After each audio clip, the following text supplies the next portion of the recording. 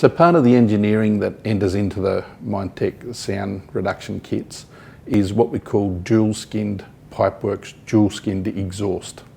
So that means from where it comes off the turbos, the exhaust comes off the turbos all the way down through the pipework, the flexible bellows, where it then goes into the silencers or mufflers, and then all the way out to the back of the machine or out to the sides of the machine, however it's designed, is in dual skin.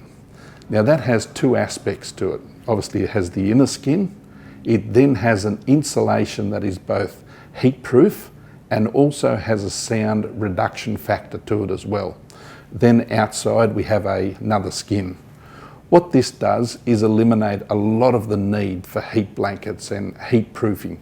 It keeps those temperatures significantly down, and that's a good thing on machines. As everybody knows, less temperature, less wear of parts, and that's an essential factor to the Minetek sound attenuation kits.